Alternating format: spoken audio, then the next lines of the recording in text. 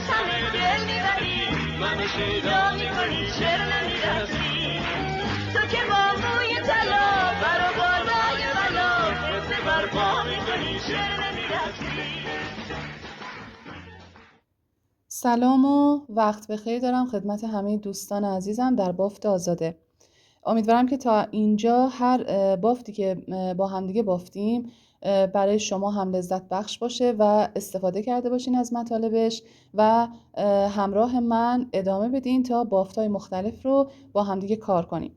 امروز میخوام که با همدیگه این پاپوش خوشگل کوچیک رو ببافیم و اگر دوست داشتین اطرافتون نوزادی بود چند ماهه که حالا میخواد راه بره و هنوز کفش نمیتونه بپوشه، این کار خیلی فانتزی و شیکی هست و هدیه خیلی مناسبی هم میتونه باشه. این کار که با هم دیگه میخوایم الان شروع کنیم یکی از انواع پاپوش ها هست و بیشتر مناسب بچه هایی هستش که حالا هنوز راه نیفتادن و هنوز کفش نمیتونن بپوشن و فقط در حدی که پاشون گرم بمونه. این مدل زیاد کناره پا نداره، همین حدی هستش که شما میبینید، ولی برای سایز بزرگ هم شما بخوایم ببافین البته میتونین ببافین. ببینید الان این کار برای سایز بزرگتر هست. تعداد دونه ها تو این کار 24 تا دونه است، ولی خب مثلا این 24 تا برای مناسب پای نازکی که سایزش هم حدود مثلا 35-6 باشه. یه مقداری لبه داره توی لبه کار، یه مقداری کناره داره و بیشتر کف پا رو میپوشونه. این هم قسمت پاشنش هستش. البته اینو هنوز من کامل نکردم. بعد و مثلا شما به سایزهای بزرگتر هم میتونین ببافین، ولی اگر که میخواین پاپوشی ببافین که روش هم پوشیده بشه، روی پا پوشیده بشه و یا به شکل جوراب باشه، من اون رو تو ویدیوهای بعدی بهتون آموزش میدم. اما اینجا میخوایم که این کار فانتزی خوشگل و شیک رو با هم دیگه کار کنیم.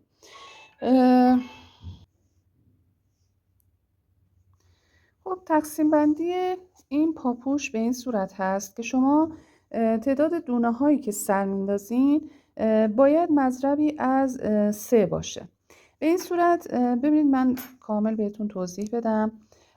اول من البته تعداد دونه هایی که سر انداختم بیشتر از مضرب 3، به خاطر اینکه این مدل رو خواستم بدم روی پای بچه که یه مقداری این حالتی که میاد روی پای بچه و دکمه میخوره یا مثلا 2 تا بندینک میخوره به هم گره زده میشه که اون سلیقه‌ای هستش.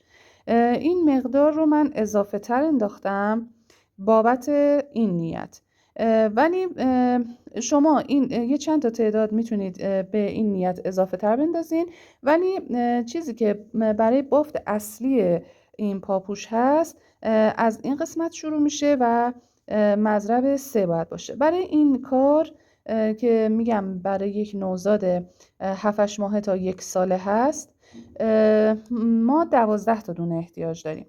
12 تا دونه رو ببینید به این شکل من براتون میکشم. 11 12. خب ما این 12 تا دونه رو برای شروع پاپوشمون احتیاج داریم، ولی به اون نیت که گفتم یه مقداری اینجا اضافه تر اگه خواستین بندازین که بیاد روی پای مچ پای بچه، ساق بچه و یا 2 طرف بندینک بزنید یا اینکه دکمه بزنید. خب ما 4 تا دونه هم اضافه تر این طرف و 4 تا دونه هم این طرف سر میندازیم. اول اون چند رجی که میخوایم رکن ببافیم، گفتم بافت رکن برای لبه کارهایی که لول نشه و صاف وایسته بافت رکن استفاده میشه و ما چند رج باید بافت رکن ببافیم. همونطور که میبینید تو لبه کار هم به همین شکل هست و بافت رکن بافته میشه تا اینجا صاف وایسته.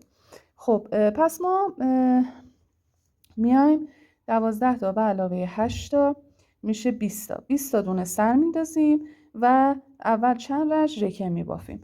بعد که رکن بافتیم بهتون میگم که اینجا از هر طرف باید 4 تاشو کور کنیم تا به اون 12 تای وسط برسیم. این سایزی که من میگم، تقسیم بندی که میگم، دیگه کوچکترین سایز پاپوش هست، مناسب گفتم برای یه 5-6 ماهه تا 1 ساله. ولی شما خب خواستین میتونین بیشتر هم بندازین که بیشتر استفاده بکنم. پس من الان شروع میکنم. 20 تا دونه سر میندازم و چند رج رکن میبافم. این بافت من هستش.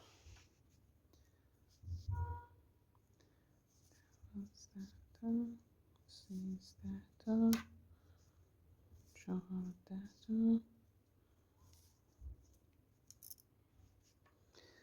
بافت رکنم که همونجور که تو بافتای قبل زیاد باش کار کردیم، رج رو و رج پشت به یک جهت بافته میشه. الان من اینا رو به زیر میبافم، رج برگشت هم به زیر میبافم.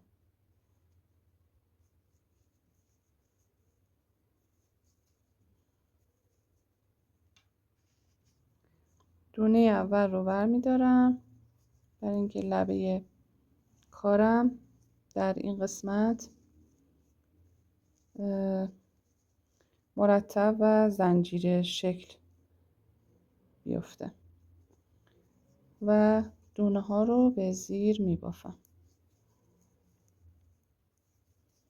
و چند رج این بافت رکن رو ادامه میدم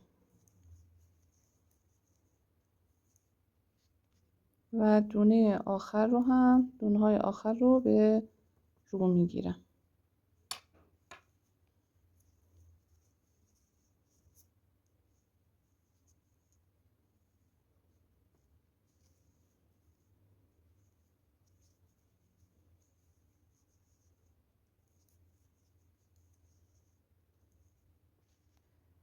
شما میتونید برای این جلوی کار هم روی بندینکتون دکمه بزنید.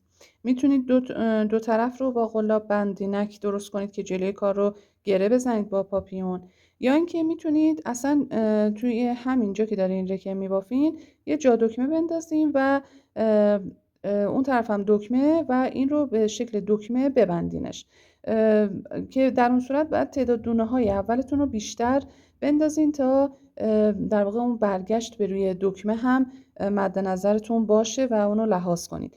من اینجا دوباره یک بار دیگه جا دکمه رو بهتون میگم به چه صورت هست. 2 تا رو یکی میکنیم و یه ژوته میندازیم و به این شکل جا دکمه برای ما تشکیل میشه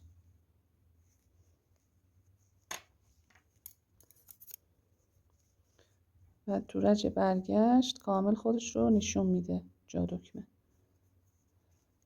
پس اگه خواستین که جا دکمه بندازین تعداد دونه های بیشتری رو اول مد نظرتون باشه. این سوراخ جا دکمه تشکیل شد که این کامل روی ساق پا رو در قسمت مچ کامل بچرخه و بیاد به این طرف روی دکمه برسه. خب ما اندازه‌ای که مد نظرمون بودش برای اون ابتدای کار بافتیم برای اینکه دور ساق پای بچه در واقع پوشیده بشه و حالا میخوایم که 4 تا از این ور و 4 تا از اون ور کور کنیم تا تعداد دونه های اصلی که برای پاپوشمون در نظر داشتیم برسه. خب من 4 تا از این ور کور میکنم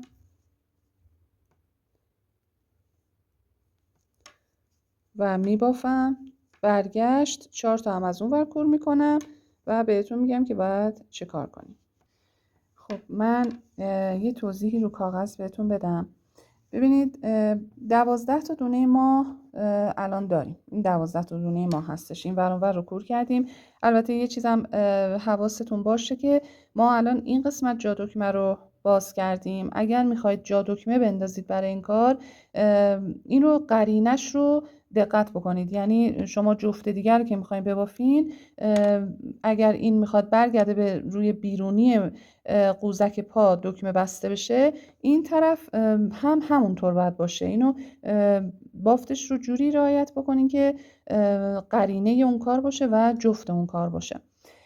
خب ببینید 12 تا دونه وسط داریم. ما حالا بافت رو انجام میدیم و هر طرف یک دونه از اینها رو میذاریم روی میل میمونه و به این ترتیب دونه های ما تو هر رج 2 تا دونه این طرف و اون طرف در واقع کم میشه و این کار رو به اندازه تا جایی انجام میدیم که دونه هامون به 1/3 برسه. یعنی اول 12 تا بود، یه دونه اینور یه دونه اینور تو هر رج کم میکنیم تا به 4 تا دونه برسه. پس دونه های آخر ما باید 4 تا دونه باشه، 1/3 دونه های اول.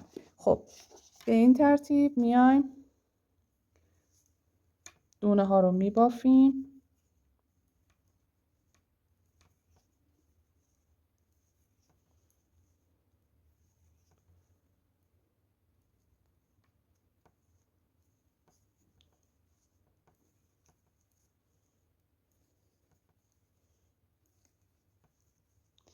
دونه رو میبافیم و به آخرین دونه که میرسیم اینو روی میل نگه میداریم و نمیبافیم و بافت رو برمیگردیم به این شکل.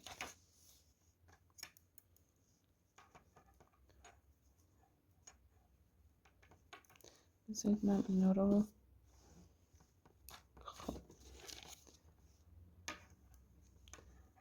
من الان دونه رو بافت رو برمیگردم. توی هر رج یک دونه باید بمونه. اگر 2 تا دونه بمونه اون مشخص میشه که اون نظم و اون تناسب رو نداره. خب ببینید توی این رج الان رسیدم به دونه آخر، اینو نمی بافم و برمیگردم. پس به همین ترتیب می بافیم تا به 4 تا دونه برسیم که 1/3 دونه های اولمون هست. من این رج رو هم در واقع شما ببینید. خب نگاه کنید، تو این رج این دونه مونده بود، تو این رج که بافتم میبینید تو راستای همینه، پس تو همین رجه. الان این میمونه و دوباره من برمیگردم و بافتم رو ادامه میدم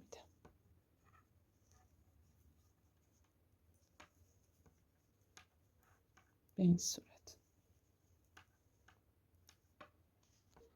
دوباره اینجا هم همینطور این دونه رو میبافم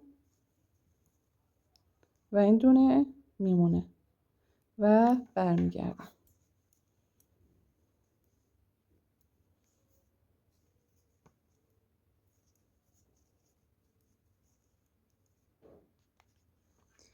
خب به 4 تا دونه رسیدیم. یعنی تو هر رج یه دونه نبافتم. حالا به یه مثلثی رسیدیم که 4 تا دونه، یعنی 1/3 دونه هایی که برای پاپوشمون در نظر داشتیم رسیدیم. حالا شما تعدادش اگه بیشتر بود که ببینید 1/3 چقدر میشه. خب حالا میایم چیکار میکنیم؟ از اینجا به بعد این 4 تا رو که میبافیم، اون دونه هایی رو که نگه داشته بودیم تو هر رج یک دونه رو دوباره به میل میگیریم. خب الان من اینو گرفتم.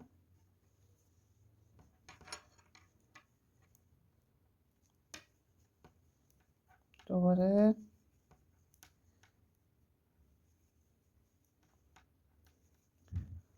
خب الان دوباره یه دونه دیگه میگیرم. ببینید تو هر رج یک دونه از دونه هایی رو که نگه داشته بودم میگیرم.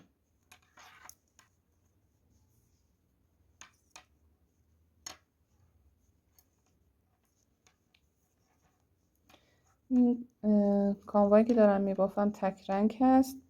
این یکی کانوا از این کانواهایی که خودش رنگ با رنگ هست و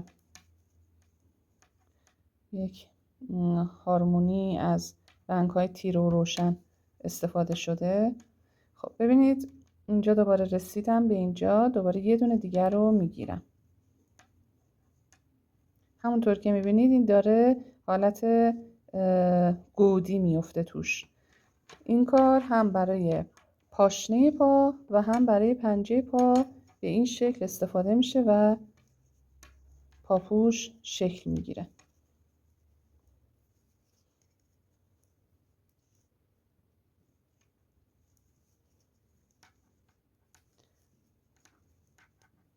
ببینید اینجا هم دوباره رسیدم به اینجا و یک دونه میگیرم و همینطور من دونه هایی رو که جا گذاشته بودم الان دوباره تو هر رج که بهش میرسم میگیرم و همینطور که میبینید به این شکل پاشنه پا داره شکل میگیره.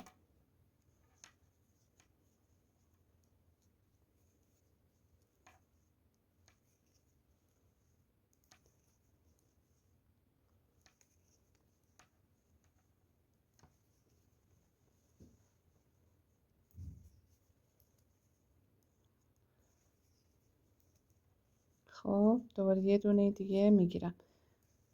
پس من همه این دونه ها رو توی چند تا رجی که میبافم به میل میگیرم و دوباره برمیگردم.